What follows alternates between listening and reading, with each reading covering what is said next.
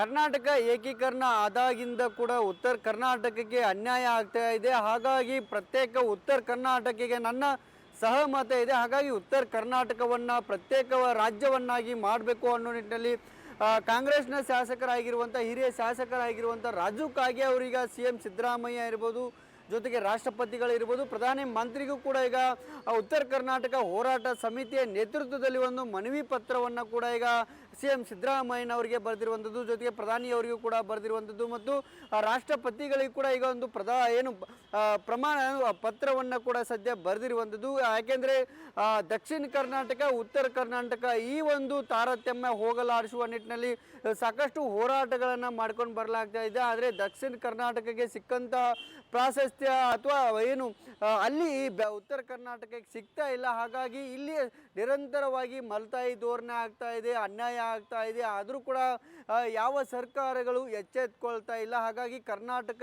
ಏಕೀಕರಣ ಆದಾಗಿಂದ ಕೂಡ ಇಲ್ಲಿ ಯಾವುದೇ ರೀತಿಯಾದಂಥ ನ್ಯಾಯ ಸಿಗುವಂಥ ಕೆಲಸ ಆಗ್ತಾ ಇಲ್ಲ. ಹಾಗಾಗಿ ಪ್ರತ್ಯೇಕ ರಾಜ್ಯವನ್ನು ಮಾಡಬೇಕು, ಉತ್ತರ ಕರ್ನಾಟಕವನ್ನು ಪ್ರತ್ಯೇಕ ರಾಜ್ಯವನ್ನಾಗಿ ಮಾಡಬೇಕು ಅನ್ನೋ ನಿಟ್ಟಿನಲ್ಲಿ ಈಗ ಕಾಂಗ್ರೆಸ್ನ ಹಿರಿಯ ಶಾಸಕರು, ಆಡಳಿತ ಪಕ್ಷದ ಶಾಸಕರು ರಾಜು ಕಾಗೆ ಅವರು ಈಗ ಪತ್ರವನ್ನು ಬರೆದಿರುವಂಥದ್ದು. ಜೊತೆಗೆ ನಾನು ಈ ಹೋರಾಟದ ಮುಂಚೂಣಿಯಲ್ಲೇ ನಿಲ್ತೇನೆ ಮತ್ತು ಹೋರಾಟದ ನೇತೃತ್ವವನ್ನು ಕೂಡ ನಾನೇ ವಹಿಸ್ಕೊಳ್ತೇನೆ ಅನ್ನೋ ಒಂದು ಹೇಳಿಕೆಯನ್ನು ಈಗ ಸದ್ಯ ಕೊಟ್ಟಿರುವಂಥದ್ದು. ಇದು ಯಾವ ರೀತಿಯಾದಂಥ ಏನು ತಿರುವನ್ನು ಪಡೆದುಕೊಳ್ಳುತ್ತದೆ, ಇದು ಈ ಹೋರಾಟ ಯಾವ ರೀತಿಯಾದಂಥ ಸ್ವರೂಪವನ್ನು ಪಡೆದುಕೊಳ್ಳುತ್ತೆ ಅನ್ನೋದನ್ನು ಕೂಡ ಕಾದು ನೋಡಬೇಕಿರುವಂಥದ್ದು. ಉತ್ತರ ಕರ್ನಾಟಕದಲ್ಲಿ ಬರುವಂಥ 15 ಜಿಲ್ಲೆಗಳನ್ನು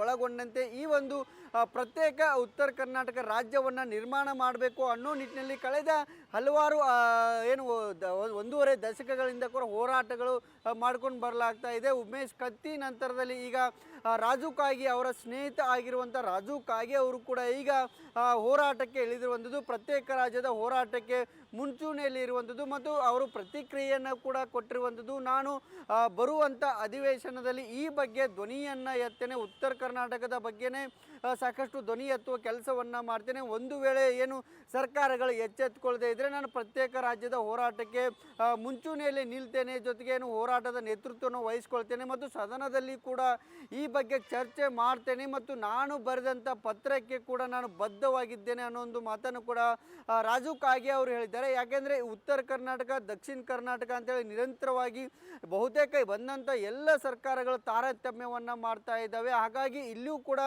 ದಕ್ಷಿಣ ಕರ್ನಾಟಕಕ್ಕೆ ಸಿಕ್ಕಂಥ ಪ್ರಾಶಸ್ತ್ಯ ಉತ್ತರ ಕರ್ನಾಟಕ ಸಿಗಬೇಕು, ಉತ್ತರ ಕರ್ನಾಟಕ ಕೂಡ ಅಭಿವೃದ್ಧಿ ಹೊಂದಬೇಕು ಅನ್ನೋ ನಿಟ್ಟಿನಲ್ಲಿ ಹೋರಾಟಗಳು ಆಗ್ತಾ ಇವೆ. ಆದರೆ ಯಾರೂ ಕೂಡ ಅದಕ್ಕೆ ಸ್ಪಂದನೆ ಮಾಡುವ ಕೆಲಸ ಕೂಡ ಆಗ್ತಾ ಇಲ್ಲ. ಇಲ್ಲಿ ಪ್ರಮುಖವಾಗಿ ಒಂದೊಂದೇ ವಿಚಾರಗಳನ್ನು ಹೇಳೋದಾದರೆ ಇಲ್ಲಿ ಸುವರ್ಣಸೌಧವನ್ನು ಸುಮಾರು 1.5 ದಶಕದ ಹಿಂದೆ ಕೂಡ ನಿರ್ಮಾಣ ಮಾಡಲಾಗುತ್ತೆ. ಆದರೆ ನಿರ್ಮಾಣ ಮಾಡಿದರೂ ಕೂಡ ಅದು ಒಂದು ರೀತಿ ಶೋಕೇಸ್ ಗೊಂಬೆ ರೀತಿ ಬೆಳಗಾವಿಯಲ್ಲಿ ನಿರ್ಮಾಣ ಆಗಿರುವಂಥದ್ದು. ವರ್ಷಕ್ಕೆ ಒಂದು ಬಾರಿ ಚಳಿಗಾಲ ಅಧಿವೇಶನ ಆಗುತ್ತೆ. ಆ ಅಧಿವೇಶನದಲ್ಲಿ ಬಂದಂಥವ್ರು ಒಂದು ರೀತಿ ಇಲ್ಲಿ ಬಂದಂಥ MLAಗಳು ಇರ್ಬೋದು, ಮಂತ್ರಿಗಳಿಗೆ ಒಂಥರ ಪ್ರವಾಸದ ಭಾಗ್ಯ ಅನ್ನೋ ನಿಟ್ಟಿನಲ್ಲಿ ಈ ಒಂದು ಸುವರ್ಣಸೌಧವನ್ನು ನಿರ್ಮಾಣ ಮಾಡಲಾಗಿದೆ. ಹಾಗಾಗಿ ಇದು ಪ್ರವಾಸದ ಭಾಗ್ಯದಂತಿರುವಂಥ ಬೆದರುಗೊಂಬೆ ಆಗಬಾರ್ದು.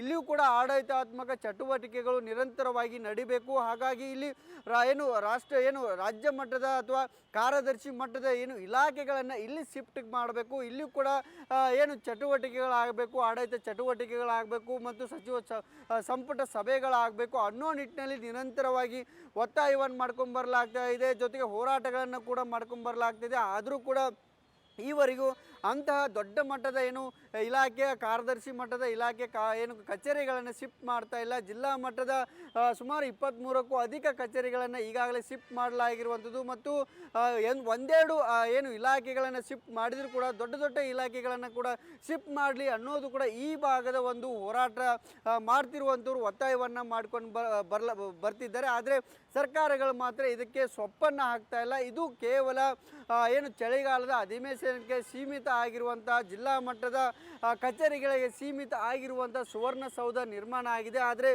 ಒಂದು ನಿರೀಕ್ಷೆ ಇತ್ತು, ಈ ಭಾಗದ ಉತ್ತರ ಕರ್ನಾಟಕದ ಜನರ ನಿರೀಕ್ಷೆ ಇತ್ತು, ಇದು ಉತ್ತರ ಕರ್ನಾಟಕದ ಧ್ವನಿ ಆಗತ್ತೆ, ಇದು ಶಕ್ತಿ ಸೌಧ ಆಗತ್ತೆ, ನಮಗೆಲ್ಲ ಅನುಕೂಲ ಆಗತ್ತೆ ಅನ್ನೋ ನಿರೀಕ್ಷೆಗಳನ್ನು ಉತ್ತರ ಕರ್ನಾಟಕದ ಭಾಗದ ಜನರು ಇಟ್ಕೊಂಡಿದ್ರು. ಆದರೆ ಅದಕ್ಕೆ ಪೂರಕವಾದಂಥ ಚಟುವಟಿಕೆಗಳು ಸುವರ್ಣಸೌಧದಲ್ಲಿ ಆಗ್ತಾ ಇಲ್ಲ. ಹಾಗಾಗಿ ಸಾಕಷ್ಟು ಅಸಮಾಧಾನ ಕೂಡ ಈ ಭಾಗದಲ್ಲಿರುವಂಥದ್ದು. ಮತ್ತೊಂದು ಕಡೆ ಈ ಭಾಗದಲ್ಲಿ ಧ್ವನಿ ಆಗಬೇಕಿರುವಂಥ ಏನು ರಾಜಕಾರಣಿಗಳಿರ್ಬೋದು, ಪ್ರವಾಸಿ ಸಚಿವರು ಇರ್ಬೋದು, ಅಥವಾ ಈ ಭಾಗದಲ್ಲಿ ಇರುವಂಥ ಮಂತ್ರಿಗಳು ಕೂಡ ಅದರ ಬಗ್ಗೆ ಯಾವುದೇ ಕಾರಣಕ್ಕೂ ಧ್ವನಿ ಎತ್ತುವಂಥ ಕೆಲಸ ಮಾಡ್ತಾ ಇಲ್ಲ. ಹಾಗಾಗಿ ಉತ್ತರ ಕರ್ನಾಟಕ ಡೆವಲಪ್ಮೆಂಟ್ ಆಗ್ತಾ ಇಲ್ಲ. ನಾವು ಸುವರ್ಣಸೌಧ ಅಷ್ಟೇ ಅಲ್ಲ, ಇಡೀ ಉತ್ತರ ಕರ್ನಾಟಕ ಹೋಲಿಕೆ ಮಾಡಿದರೆ, ದಕ್ಷಿಣ ಕರ್ನಾಟಕವನ್ನು ಹೋಲಿಕೆ ಮಾಡಿದರೆ ಇಲ್ಲಿ ದೊಡ್ಡ ಮಟ್ಟದ ಕೈಗಾರಿಕೆ ಉದ್ಯಮಗಳಿಲ್ಲ, ಜೊತೆಗೆ IT-BT ಸೆಕ್ಟರ್ಗಳಿಲ್ಲ, ಸಾಫ್ಟ್ವೇರ್ ಇಂಜಿನಿಯರ್ ಕಚೇರಿಗಳು ಕೂಡ ಇಲ್ಲಿ ಅಂತಹ ಇಲ್ಲ. ಬೆಂಗಳೂರಿಗೆ ಹೋಲಿಕೆ ಮಾಡಿದರೆ ಇಲ್ಲಿ ಯಾವುದೇ ರೀತಿಯಾದಂಥ ಡೆವಲಪ್ಮೆಂಟ್ ಆಗುವಂಥ ಅಭಿವೃದ್ಧಿ ಪೂರಕ ಆಗುವಂಥ ಕಚೇರಿಗಳು ಇಲ್ಲಿಯೂ ಕೂಡ ಇಲ್ಲ. ಹಾಗಾಗಿ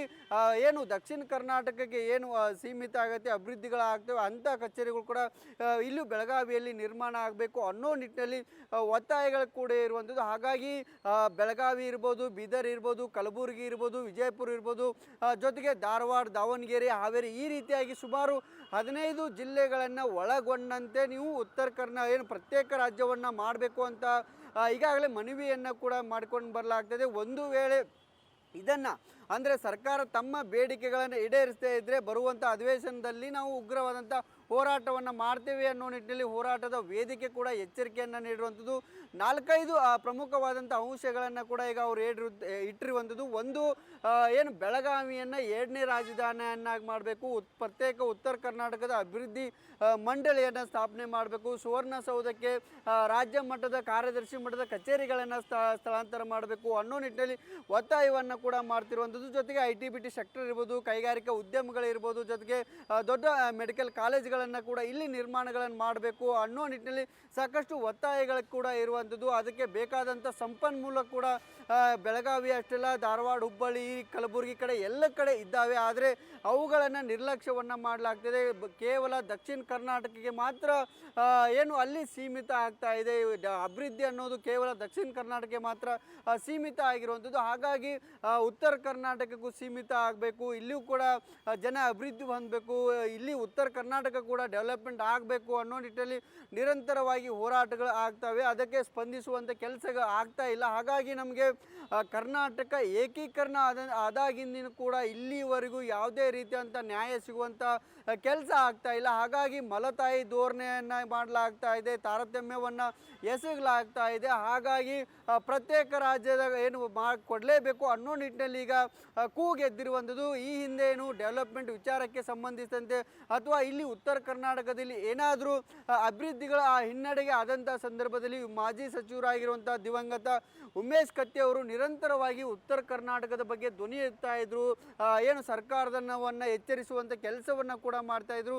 ಸದ್ಯ ಅವರ ನಂತರದಲ್ಲಿ ಈಗ ರಾಜು ಕಾಗೆ ಅವರು ಆ ಒಂದು ನೇತೃತ್ವವನ್ನು ಕೂಡ ಪಡೆದುಕೊಳ್ತೇನೆ ಅನ್ನೋ ಒಂದು ಮಾತನ್ನು ಕೂಡ ಹೇರುವಂಥದ್ದು. ಹಾಗಾಗಿ ಬರುವಂಥ ದಿನದಲ್ಲಿ ಈ ಪ್ರತ್ಯೇಕ ರಾಜ್ಯದ ಹೋರಾಟ ಯಾವ ಸ್ವರೂಪವನ್ನು ಪಡೆಯುತ್ತೆ, ಜೊತೆಗೆ ಇಲ್ಲಿ ಉತ್ತರ ಕರ್ನಾಟಕದಲ್ಲಿ ಇರುವಂಥ ಸಚಿವರಿರಲಿ, ಶಾಸಕರಿರಲಿ, ಅಥವಾ ರಾಜಕೀಯ ನಾಯಕರಿರಲಿ ಯಾವ ರೀತಿ ಇದಕ್ಕೆ ಸಪೋರ್ಟನ್ನು ಮಾಡ್ತಾರೆ ಮತ್ತು ಇದಕ್ಕೆ ಯಾವ ರೀತಿಯಾದಂಥ ಬೆಂಬಲವನ್ನು ಕೂಡ ಕೊಡ್ತಾರೆ ಅನ್ನೋದನ್ನು ಕೂಡ ಕಾದು ನೋಡಬೇಕಿರುವಂಥದ್ದು. ಒಟ್ಟಾರೆ ಹೋರಾಟಗಾರರು ಹೇಳ್ತಾ ಇರುವಂಥದ್ದು ಪ್ರಮುಖವಾಗಿ ನಮಗೆ ಈ ಕರ್ನಾಟಕವನ್ನು ಒಡೆಯುವಂಥ ಮನಸ್ಥಿತಿ ಇಲ್ಲ, ಆದರೆ ನಮಗೆ ಡೆವಲಪ್ಮೆಂಟ್ ಬೇಕು, ಅಭಿವೃದ್ಧಿ ಬೇಕು. ಹಾಗಾಗಿ ನಮಗೆ ಅಭಿವೃದ್ಧಿಗೆ ಪೂರಕವಾದಂಥ ಅನುದಾನವನ್ನು ಬಿಡುಗಡೆ ಮಾಡಿ ನಮ್ಮ ಬೇಡಿಕೆಗಳನ್ನು ಈಡೇರಿಸಿ ನಮಗೂ ಕೂಡ ಅಖಂಡ ಕರ್ನಾಟಕ ಇರಬೇಕು, ಅದನ್ನು ಛಿದ್ರ ಮಾಡಬಾರ್ದು ಅನ್ನೋದಿದೆ. ಆದರೆ ಅದಕ್ಕೆ ರಾಜಕಾರಣಿಗಳಾಗಲಿ ಅಥವಾ ಸರ್ಕಾರಗಳಿಗೂ ಸ್ಪಂದಿಸುವನ್ನ ಕೆಲಸ ಮಾಡ್ತಾ ಇಲ್ಲ. ಹಾಗಾಗಿ ಒಂದು ವೇಳೆ ಸರ್ಕಾರ ಈ ಭಾಗದ ಜನರ ಧ್ವನಿಯನ್ನು ಕೇಳದೇ ಇದ್ದಂಥ ಸಂದರ್ಭದಲ್ಲಿ ನಾವು ಅನಿವಾರ್ಯವಾಗಿ ಪ್ರತ್ಯೇಕ ರಾಜ್ಯದ ಕೂಗನ್ನು ಎತ್ತಬೇಕಾಗತ್ತೆ ಮತ್ತು ಅದರ